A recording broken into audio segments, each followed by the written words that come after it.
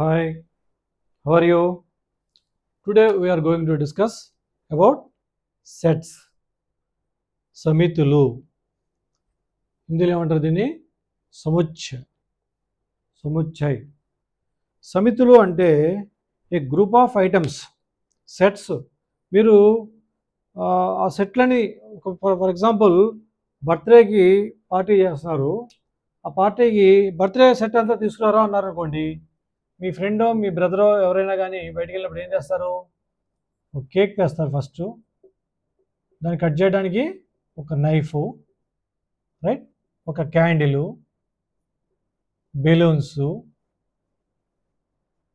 So ఇవన్నీ ఏంటి? బర్త్డేకి సంబంధించినటువంటి సెట్ అన్నమాట. దీన్ని ఇలా మనం మీసాల బ్రాకెట్లో we represent items in between curly brackets separated by commas. This is the notation of the showing a set. ఈ అలాగే ఫర్ ఎగ్జాంపుల్ ఒక ఫ్యామిలీ ఉన్నారు. ఫ్యామిలీలో మెంబర్స్ ఎవరు ఉంటారు? Father, mother, son, daughter, grandpa or grand parents.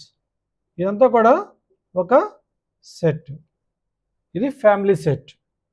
దీన్ని ఇలా రాసి మధ్యలో కామాస్తో డివైడ్ చేస్తే మీసాల బ్రాకెట్లో పెట్టి దీన్ని ఒక సెట్గా పిలుస్తాం. అదే నంబర్స్ కూడా రాయొచ్చు. 1 2 3 4 5, right. These are the elements. 1 2 3 4 5 ఏంటి అంటే ఎలిమెంట్స్, మూలకాలు.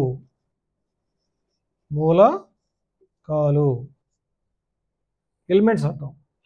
ఈ ఎలిమెంట్స్ని కామాలతో సెపరేట్ చేసి మీసాల బ్రాకెట్ అటు ఇటు ఇచ్చి క్లోజ్ చేస్తే దీన్ని ఒక ఆల్ఫాబెట్తో చూపిస్తాం. క్యాపిటల్ ఆల్ఫాబెట్తో ఏ అని కానీ, బి అని కానీ, సి అని కానీ, మన ఇష్టం.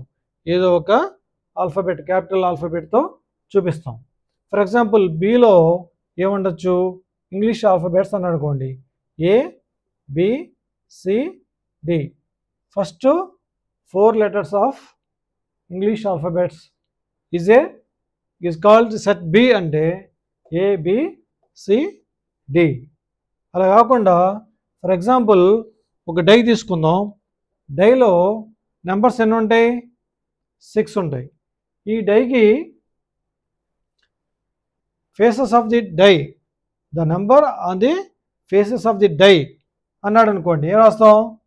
1 2 3 4 5 6.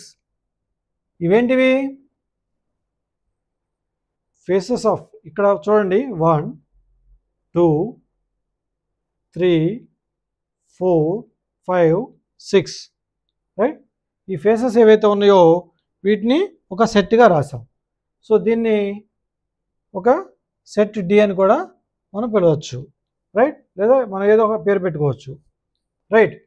సో అంటే సెట్ అంటే మనకేమర్థమైంది? ఏ వెల్ డిఫైన్డ్, అదేంటో తెలియాలి మనకి. ఏ వెల్ డిఫైన్డ్ డిస్టింక్టివ్ ఎలిమెంట్స్ ఉన్నటువంటి ఒక గ్రూప్ని, ఏదో ఒక గ్రూప్ని మనం సెట్ అని పిలుస్తాం. ఇప్పుడు ఆ డెఫినేషన్ రాసుకుందాం మనం. సెట్ అంటే ఏంటనేది, right. Set is equal to, right, set is equal to A collection of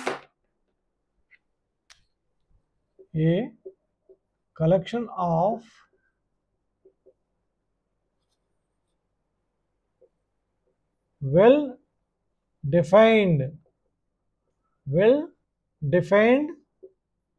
distinct objects formed in a group. A collection of well-defined distinct objects formed in a group is called a set. Is called a set. చూడండి, well defined అదేంటో తెలియాలి, distinct అయి ఉండాలి. Well defined and distinct, right? అంటే ఏంటంటే for example 2, 4, 6, 8, 6, 10 ఇలా ఉన్నాయి. ఇవన్నీ కూడా even numbers less than 12 or less than equal to 10. 12 కంటే లోపు ఉన్నటువంటి బిలో 12 ఏవైతే ఈవెన్ నెంబర్స్ ఉన్నాయో వాటిని రాసాం. ఇది ఒక సెట్గా చూపించాం. ఎలా? అటు ఇటు కర్లీ బ్రాకెట్స్ ఇచ్చి మధ్యలో కామాస్తో సెపరేట్ చేసి. ఇక్కడ చూడండి 2, 4, 6 ఇక్కడ 6 వచ్చింది, మళ్ళీ ఇక్కడ 6 వచ్చింది. ఇలా రిపీట్ అవ్వకూడదు, డిస్టింక్ట్ రకరకాలుగా ఉండాలి, వేరువేరుగా ఉండాలి, కానీ దాంట్లో ఉన్నదే ఉండకూడదు. ఇలా అయినా ఉండకూడదు, లేదంటే ఇలా కూడా ఉండకూడదు. 3 + 3 8 6 10 ఇలా రాసి ఉందనుకోండి. ఇక్కడ 3 + 3 ఉంది కదండి, 3 రిపీట్ అవ్వలేదండి, కాదు. ఈ 3 + 3 అనేది ఒక ఎలిమెంట్, ఒక మూలకం. 3 + 3 అంటే ఏంటి? 6. 6 ఇక్కడ వచ్చింది కదా, మళ్ళీ ఇక్కడ రాకూడదు, ఏదో ఒకటి ఇదన్నా తీసేయాలి, లేదా ఇదన్నా తీసేయాలి. అప్పుడే ఇలా ఉంటేనే 2, 4, 6, 8, 10 ఇలా ఉంటేనే దీన్ని ఒక సెట్ అంటాం. ఇది ఇలాగే ఉండాలా మాస్టరు, ఇలా రాస్తా నేను, ఉండకూడదా? 2, 6, 4, 10, 8 ఇలా ఉండకూడదా అంటే ఉండొచ్చు, ఇలా కూడా ఉండొచ్చు. ఇక్కడ ఏమైంది? నెంబరు ఒక లైన్ ప్రకారం, ఒక పద్ధతి ప్రకారం వెళ్ళకుండా ఆల్టర్నేటివ్గా అటు దిట్టు ఇటు తట్టు రాసుకున్నాం. ఇక్కడ ఉన్నదాన్ని ఇక్కడ అటు దిట్టుగా రాసుకున్నాం. But elements are same, elements are same. ఇక్కడ ఏమైనా రిపీట్ అయినాయి, ఏదైనా ఎలిమెంటు రిపీట్ అవ్వలేదు అంటే డిస్టింక్ట్గా ఉంది. అట్లాగే వెల్ డిఫైన్డ్, ఇవంటే ఏంటో తెలుసు. సో కాబట్టి దీన్ని కూడా ఒక సెట్ అనొచ్చు. ఇది సెట్టే, ఇది సెట్టే. ఇక్కడ A = B అవుతుంది. దీంట్లో ఉన్నాయే, దీంట్లో ఉన్నాయి, దీంట్లో ఉన్నాయే, దీంట్లో ఉన్నాయి. కాబట్టి ఇదేంటిది? ఈజ్ ఈక్వల్ టు ఈ సింబల్ ఎక్కడొచ్చినా సరే గుర్తుంచుకోండి, ఈ రెండు కూడా సమానము అని చెప్పి. ఈజ్ ఈక్వల్ టు కాదు, ఈజ్ ఈక్వల్ టు దీనికి దీనికి సమానం. దీంట్లో ఏవైతే మూలకాలు ఉన్నాయో అవే మూలకాలు దీంట్లో ఉన్నాయి, దీంట్లో ఏవైతే మూలకాలు ఉన్నాయో అవే మూలకాలు దీంట్లో ఉన్నాయి. సేమ్ ఎలిమెంట్స్ కలిగి ఉన్నాయి అన్నమాట. అంటే ఇక్కడికి తేడా ఏంటి మరి? ఇక్కడేమో ఒక క్రమపద్ధతిలో రాసాం, ఒక లైన్లో రాసాం, ఇక్కడేమో డిఫరెంట్గా రాసాం. మరి ఇది ఫాలో అవ్వాలా, మనం ఇది ఫాలో అవ్వాలా అంటే అందరం ఒక పద్ధతి అనేది ఫాలో అయితే నేర్చుకోవడానికి కానీ మనం అవతల వాళ్ళకి నేర్పడానికి కానీ ఈజీగా ఉంటుంది. కాబట్టి ఇలా మనం ఒక పద్ధతిని పాటిస్తే అందరికీ అర్థమవుతుంది అన్నమాట. అర్థం అవడం కోసం మనం ఒక పద్ధతిని ఫాలో అవ్వాలి. మీకు అర్థం అవడం కోసం మీకు బొమ్మలంటే బాగా ఇంట్రెస్ట్ కాబట్టి ఇదే సెట్ని బొమ్మల్లో ఎలా రాస్తారో చూపిస్తాం మీకు, రైట్? మనం సెట్ని జనరల్గా ఒక సర్కిల్ రూపంలో కానీ ఒక ఓవెల్ రూపంలో కానీ చూపిస్తాం. నెంబర్ చెప్పండి మళ్ళీ. 1, 2, 3, 4, 5, right? This is a set of natural numbers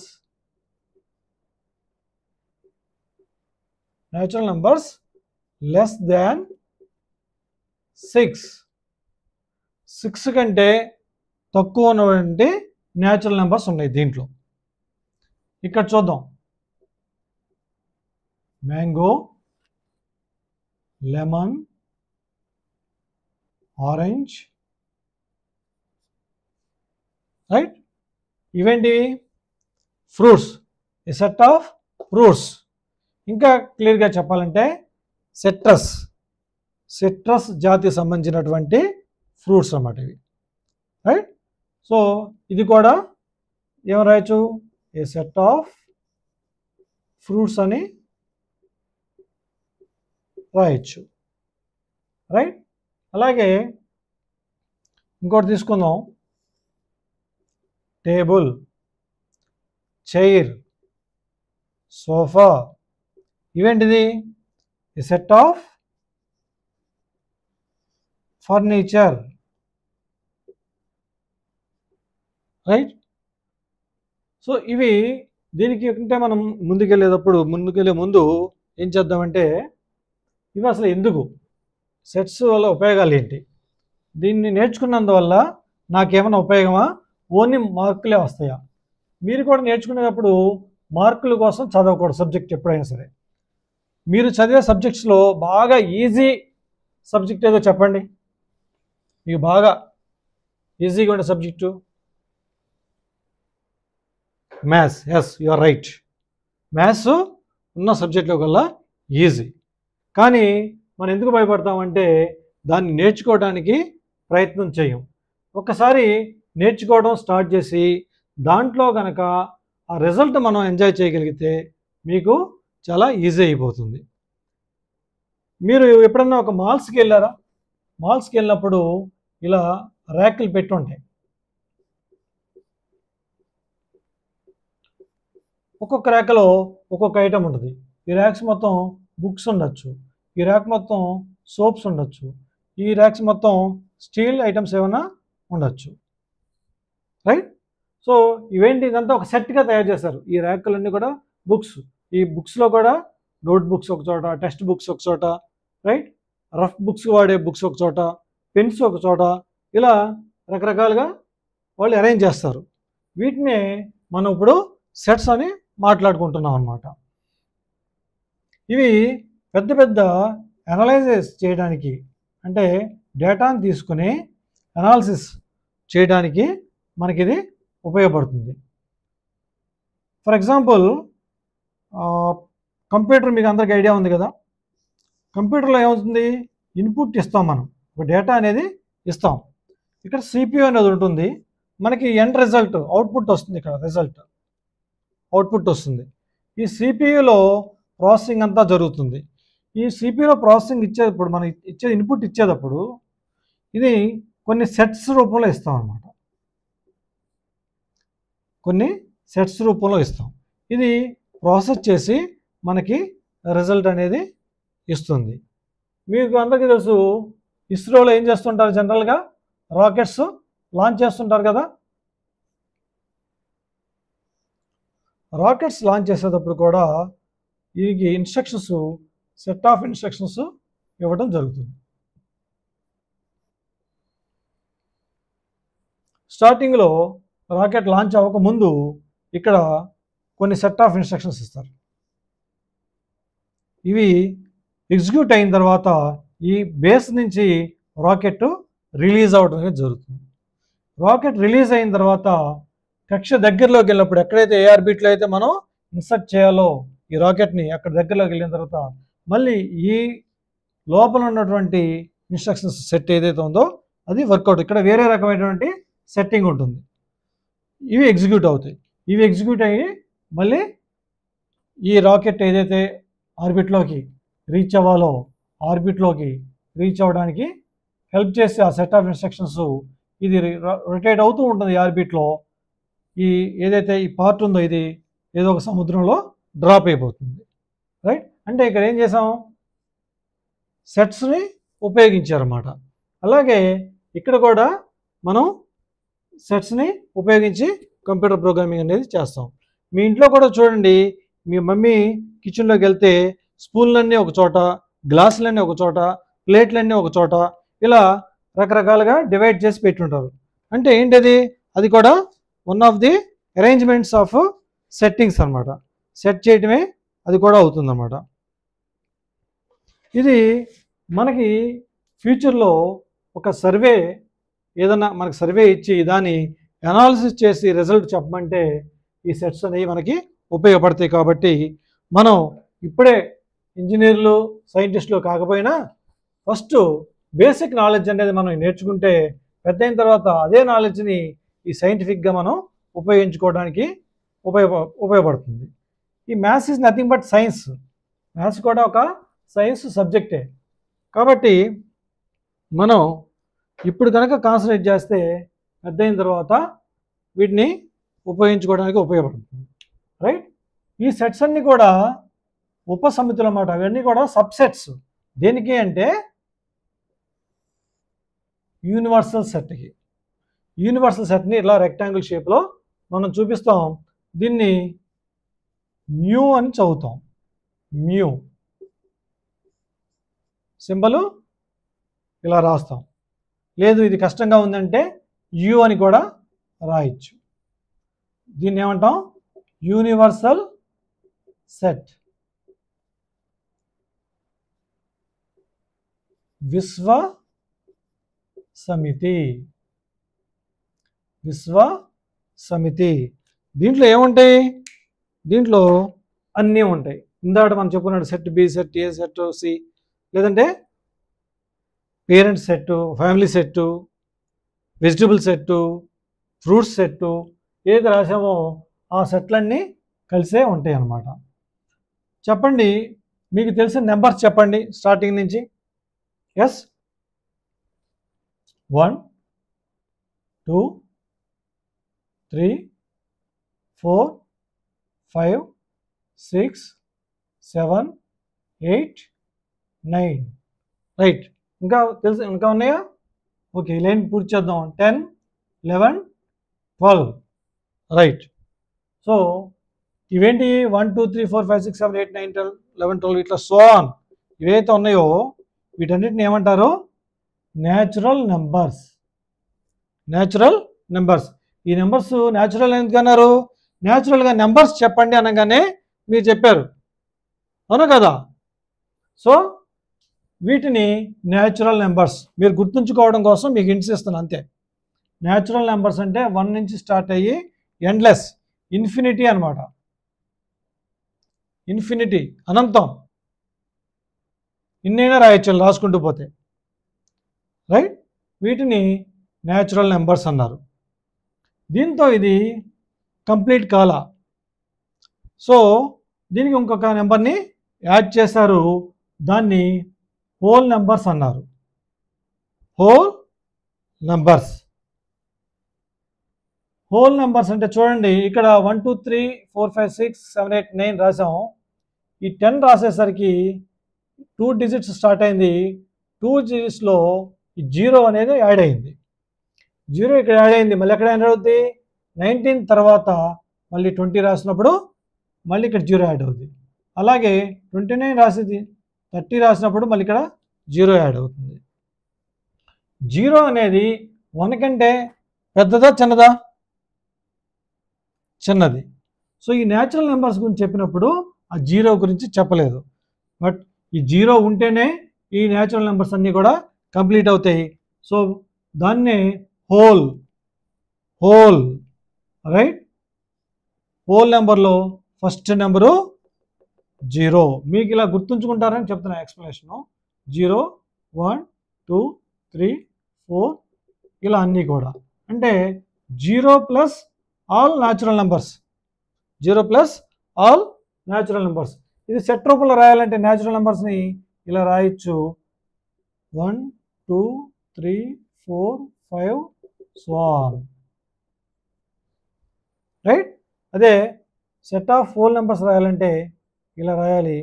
0 1 2 3 4 5 so on. Right? అలాగే integers, rational numbers, irrational numbers, ఇవి కాకుండా ఇంకా విశ్వంలో ఎన్నైతే ఉంటాయో అవన్నీ కూడా యూనివర్స్లో మనకు దొరికేవన్నీ కూడా ఈ సెట్లో ఉంటాయి. ఇంటిజర్స్ అంటే 0కి అటు ఇటు ఉన్న నెంబర్లన్నీ కూడా.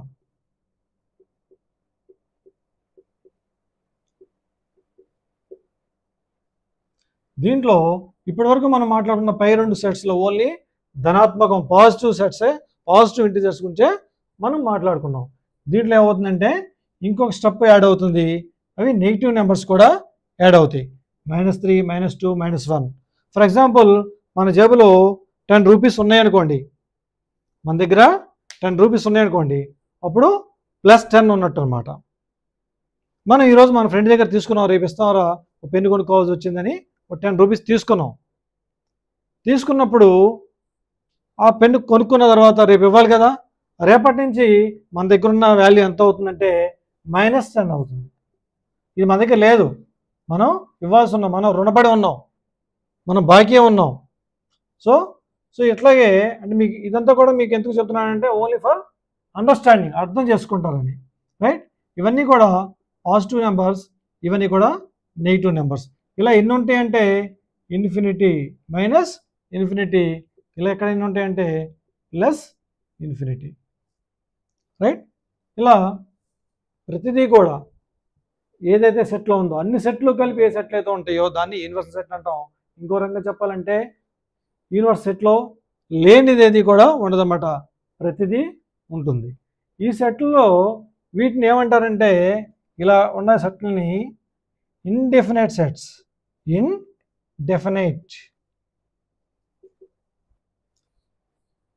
ఇండెఫినైట్ చూడండి, దానికి తేడా ఏంటో.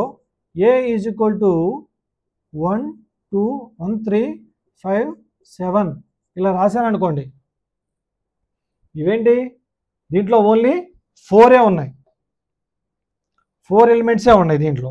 సో ఇది డెఫినెట్ సెట్ అన్నమాట, దీన్ని డెఫినెట్ సెట్ అంటారు. ఇవి ఎన్ని ఉంటాయో చెప్పలేని దాన్ని ఇండెఫినెట్ సెట్ అంటాం. సెట్లో 2 రకాలు ఉంటాయి, డెఫినెట్ సెట్ ఉంటుంది, ఇండెఫినెట్ సెట్ ఉంటుంది, రైట్. కానీ it should be defined, and డిస్టింక్టెడ్.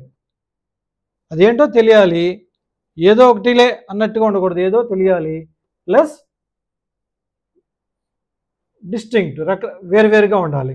For example చూడండి, 1 3 5 7 అని ఉంది, దీంట్లో 3 5 3 7 ఇలా ఉండొచ్చా? చెప్పుకున్నాం ఏంటంటే మనం ఇలా 2 సార్లు రిపీట్ అవ్వకూడదు, right. So definite set, indefinite set. Definite సెట్లో మనం ఇలా అడుగుతాడు, number of elements in set A, number of elements in set A. దీన్ని ఇలా చూపిస్తారు, n(a) అని చూపిస్తారు. n(a) అంటే ఇక్కడంతా 4. ఇక్కడ n ఆఫ్ న్యాచురల్ నెంబర్స్ అంటే చెప్పగలమా? చెప్పలేం, ఎన్నో చెప్పలేము, ఇలా సో అని రాసుకుంటూ వెళ్ళచ్చు. సో కాబట్టి ఇటువంటి ఏదైతే మనం చెప్పలేమో దాన్ని ఇండెఫినెట్ సెట్ అంటాం, ఏదైతే చెప్పగలమో దాన్ని డెఫినెట్ సెట్ అని పిలుస్తాం అన్నమాట. సో ఇప్పుడు మనం బొమ్మల ద్వారా నేర్చుకుందాం అన్నాను కదా, ఆ బొమ్మల ద్వారా ఎలా నేర్చుకోవాలో ఏంటో, ఏ నేర్చుకోవచ్చో నేను మీకు చూపిస్తాను. ఇదే సెట్టు 1 2 3 4 5 6 అనే దాన్ని మనం ఇలా రాసుకుందాం. 1 2 3 4 5 6 కూడా రాద్దాం. ఇంకొక దాంట్లో 1 3 5 6 7 8, రైట్. ఇక్కడ దీన్ని ఏ అందాం, దీన్ని బి అందాం. నెంబర్ ఆఫ్ ఏ ఎంత ఇక్కడ 6, ఇక్కడ కూడా నెంబర్ ఆఫ్ బి = 6, రైట్. ఈ రెండింటిని కలిపి బొమ్మల రూపంలో చూపించాలంటే ఇలా గీసుకోవాలి మనం. వీటిని ఏమంటారంటే వెన్ డయాగ్రామ్స్ అంటారు, వెన్ డయాగ్రామ్స్, రైట్. ఏలో ఏమున్నాయి 1 2 3 4 5 6, ఇక్కడ బీలో ఏమున్నాయి 1 3 5 6 7 8. ఇది సెట్ బి, ఇది సెట్ ఏ. మరి ఇదేంటి మాస్టారు, మధ్యలో ఇదేదో ఉంది కదా, ఇంకొక సర్కిల్ వచ్చింది, వవిల్లా వచ్చింది, ఇదేంటి? ఇదేంటంటే సెట్ ఏకి సెట్ బికి ఉన్నటువంటి కామన్ పార్ట్ అంటే సెట్ ఏలో ఏదైతే ఎలిమెంట్ ఉందో సెట్ బిలో కూడా అదే ఎలిమెంట్ ఉంటే దాన్ని ఇక్కడ రాసుకోవాలి. ఇక్కడ చూడండి 3 ఉంది, ఇక్కడ 3 ఉంది, ఈ రెండు క్యాన్సిల్ చేసి ఇక్కడ రాసుకోవాలన్నమాట. ఇక్కడ 5 ఉంది, ఇక్కడ 5 ఉంది, ఇక్కడ రాసుకోవాలి. ఇక్కడ 6 ఉంది, ఇక్కడ 6 ఉంది, ఇక్కడ రాసుకోవాలి. అంటే ఈ సెట్ ఎలా రాయాలి మనం రాసేటప్పుడు set A set B show set A and set B in Venn diagrams అన్నారనుకోండి, ఇలా రాయాలన్నమాట. ఇక్కడ 1 ఉంది, ఇక్కడ 1 ఉంది కాబట్టి 1 3 5 6 1 3 5 6 ఈ 4 ఎలిమెంట్స్ కూడా ఇక్కడ కామన్గా ఉన్నాయి. మిగిలినవి ఏమున్నాయి 2 4 ఏలో మిగిలినవి, ఇక్కడ మిగిలినవి 7 8 ఇక్కడ మిగిలినవి. అంటే ఏంటి 7 8 ఏంటి ఏకి సంబంధం లేదు, గ్రూప్ ఏలో లేవు, సెట్ ఏలో లేవు, ఓన్లీ సెట్ బిలో మాత్రమే ఉన్నాయి. 2 4 ఏంటిది బిలో లేవు, సెట్ బిలో లేవు, ఓన్లీ సెట్ ఏలోనే ఉన్నాయి. మరి 1 3 5 6 ఏంటిది 1 3 5 6 అనేది సెట్ ఏలోనూ ఉన్నాయి, సెట్ బిలోనూ ఉన్నాయి, ఇవి కామన్గా ఉన్నాయి. రైట్, కామన్గా ఉన్నాయి. Set A and set B both, set A or set B కాదు, ఇక్కడ set A and set B రెండిట్లోనూ ఉన్నాయి. దీన్ని సమితుల్లో ఇలా చూపిస్తారు, ఏ ఇంటర్సెక్షన్ బి. ఈ పార్ట్ ఏదైతే ఉందో ఆ పార్ట్ని ఏ ఇంటర్సెక్షన్ బి, ఈ పార్ట్ని ఏ ఇంటర్సెక్షన్ బి అని చూపిస్తారు అన్నమాట. దీన్ని ఇంకో రంగా రాయొచ్చు ఏ ఇంటర్సెక్షన్ బి. జనరల్గా ఇంటర్సెక్షన్ని యూని రివర్స్లో వేసి ఇలా చూపిస్తారు అన్నమాట. రైట్, ఇలా కూడా వి రివర్స్ కూడా చేసి చూపిస్తారు కొంతమంది. జనరల్గా అయితే ఎక్కువ మంది ఇంటర్సెక్షన్ని ఇలా డినోట్ చేస్తారు. రైట్, సో ఈ కామన్గా ఉండటం ఏంటి అనేది మీకు అర్థం అవడం కోసం ఈ మనకి మ్యాథమెటికల్గా ఎలా సిచ్యువేషన్స్లో ఇలాంటివి వస్తాయి కామన్గా ఉన్నాయి అనేదాన్ని మీకు అర్థం అవడం కోసం ఇక్కడ మీకు చూపిస్తాను చూడండి. ఒక ఏరియాలో తెలుగు న్యూస్ పేపర్ చదివేవాళ్ళు ఒక 700 మంది ఉన్నారు. అదే ఏరియాలో ఇంగ్లీష్ న్యూస్ పేపర్ చదివేవాళ్ళు ఒక 400 మంది ఉన్నారు. మొత్తం ఎంతమంది ఉన్నట్టు ఇక్కడ ఇప్పటి వరకు మనం చూసిన దాని ప్రకారం 1100 మంది వచ్చారు, 1100 వచ్చారు. బట్ ఆ ఏరియాలో ఉన్న పీపుల్ అయితే మాత్రం 1000. పేపర్ చదివే పీపుల్ మొత్తం 1000. దాంట్లో 700 తెలుగు న్యూస్ పేపర్ చదువుతారు or local language newspaper చదువుతారు, 400 non local or English newspaper చదువుతారు. అంటే ఈ ఏరియా గురించి మనం ఏమనుకున్నాం ఇందాడా, రెండింటికి సంబంధించినవి. అంటే Telugu news paper English news paper రెండు చదివేవాళ్ళు ఎంతమంది అయి ఉంటారు చెప్పండి మీరు. 700 + 400 ఎంత అయింది 1100 అయింది. కానీ అక్కడ ఉన్నది 1000 పీపులే. సో దీన్ని మైనస్ చేస్తే వచ్చేది 100. అంటే ఈ 100 పీపుల్ ఇక్కడ కామన్గా చదివారు అనమాట. ఈ 100 పీపుల్ ఏం చేస్తారు, తెలుగు న్యూస్ పేపర్ చదువుతారు డైలీ, ఇంగ్లీష్ న్యూస్ పేపరు చదువుతారు. సో రెండు చదివే వాళ్ళ ఏరియా అనమాట ఇది. రైట్, అప్పుడు తెలుగు మాత్రమే చదివేవాళ్ళు ఎంతమంది అయ్యారో చూడండి. 700 - 100 ఈ పార్ట్ వరకే వస్తుంది. ఇప్పుడు నేను ఏదైతే గీస్తున్నానో ఈ పార్ట్ వరకే మనకి వస్తుందన్నమాట.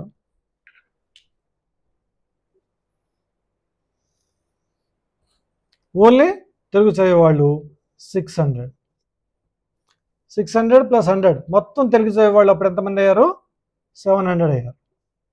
ఇక్కడ చూస్తే ఇంగ్లీష్ మాత్రమే చదివేవాళ్ళు, మొత్తం చదివేవాళ్ళు 400 కాబట్టి దాంట్లోంచి 100 తీసేస్తే 300 ప్లస్ 100 ప్లస్ 300 క్యాలిక్యులేట్ చేస్తే ఎంత వచ్చింది? 400 ఇంగ్లీష్ పేపర్ చదివేవాళ్ళు. అర్థమైందా మీకు? ఏదైనా అర్థం కాకపోతే కనుక కామెంట్ సెక్షన్లో పెట్టండి. మీకు అర్థమైతే మాత్రం తప్పనిసరిగా మీ ఫ్రెండ్కి దీని గురించి ఎక్స్ప్లెయిన్ చేయండి. డెఫినెట్గా మీ నాలెడ్జ్ ఇంప్రూవ్ అవుతుంది. అలాగే ఈ వీడియోని లైక్ చేసి షేర్ కూడా చేయండి. దాంతో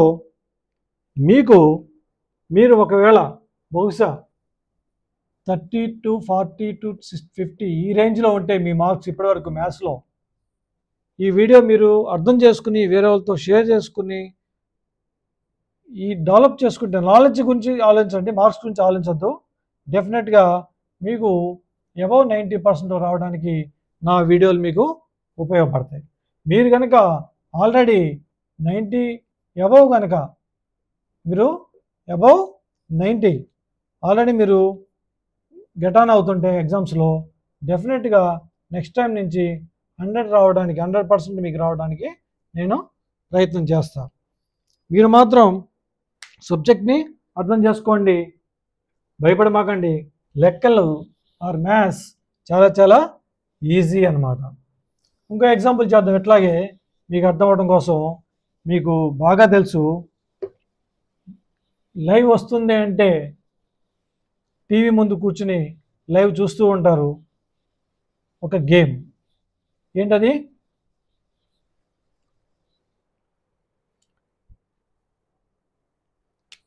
క్రికెట్. క్రికెట్ ఎవరెవరు ఆడతారు? Bats team, batting team, bowling. Batting and bowling కదా. ఈ క్రికెట్లో ఓన్లీ బ్యాటింగ్, ఇది బౌలింగ్, రైట్? నలుగురు బ్యాటింగ్ చేస్తున్నారు, ముగ్గురు బౌలింగ్ చేసేవాళ్ళు ఉన్నారు. ఇలా ఇస్తే డయాగ్రామ్ చూడండి. బ్యాటింగ్ చేసేవాళ్ళు నలుగురు, బౌలింగ్ చేసేవాళ్ళు ముగ్గురు. మొత్తం ఎంతమంది అయ్యారు? 7. క్రికెట్ ఎంతమంది ఆడతారు? 7 రాము నువ్వు చెప్పు. ఏంటంటావు? 11 మంది కదా. మరి 11 మందిలో మిగతా నలుగురు ఏమయ్యారు? డ్రింక్స్ తాగలేదా? రైట్. చూడు, ఈ నలుగురు ఇక్కడ ఉన్నారు అన్నమాట. ఎక్కడ, ఏం ప్లేస్ ఇది?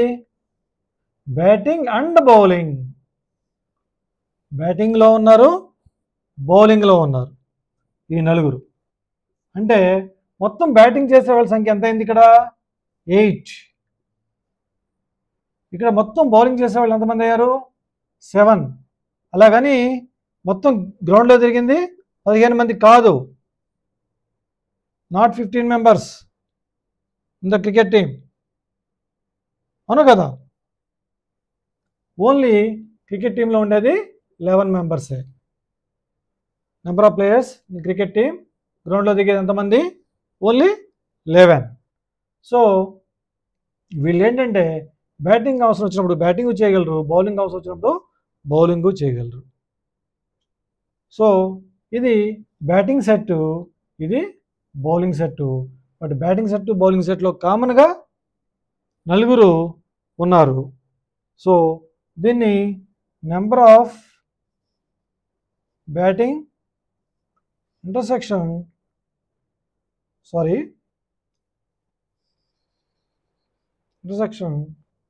బౌలింగ్ రాయాలంటే ఏం రాయొచ్చు? 4 అని రాయొచ్చు. బ్యాటింగు బౌలింగు కలిపి చేసే సెట్లో నలుగురు ఉన్నారు, ఆ నెంబరు 4 అని రాయొచ్చు. సెట్లో ఎవరెవరు అనేది బై నేమ్ వస్తుంది. అట్లా ఎంతమంది అనేది ఈ నెంబర్ అనే దాంతో మనం చూపించడం జరుగుతుందన్నమాట. రైట్. సో ఇక్కడ వరకు మీకు ఒక సెట్ ఏంటి, సెట్ అని దేని అంటారు, దేని అనరు, రైట్? నెంబర్ ఆఫ్ సెట్ అంటే ఏంటి, యూనివర్సల్ సెట్ అంటే ఏంటి, అనేది మీరు నేర్చుకున్నారు. ఇంకొకసారి చూడండి, ఏ కలెక్షన్ ఆఫ్ వెల్ డిఫైన్డ్, అది ఏంటో మనకి తెలియాలి. డిస్టింక్ట్ ఆబ్జెక్ట్స్, రకరకాల ఆబ్జెక్ట్స్ ఉంటారు. వచ్చిన ఆబ్జెక్టే మళ్ళీ దాంట్లో రాకూడదని అర్థం. డిస్టింక్ట్ అంటే distinct objects formed in a group. Set is nothing but a ఒక గ్రూప్ అనమాట. Is called a set. So మనం నెక్స్ట్ వీడియోలో దీన్ని ఫర్దర్గా క్యాలిక్యులేషన్స్ ఎలా చేయాలి ఏంటి అనే దాని గురించి మనం నేర్చుకుందాం. అప్పటి వరకు ఈ వీడియోని ఇంకొకసారి రీప్లే చేసి చూసి మీరు నేర్చుకున్నది అర్థమైందా అర్థం కాలేదా, అర్థమైన దాంట్లో ఏమైనా డౌట్స్ ఉన్నాయా, అర్థం కాకపోతే ఏం అర్థం కాలేదు, అర్థమైతే అర్థమైంది అని చెప్పి దయచేసి కామెంట్ సెక్షన్లో పెట్టండి. I'm with you. మీకు ఏ డౌట్ ఉన్నా కానీ నేను క్లారిఫై చేస్తాను. Thank you.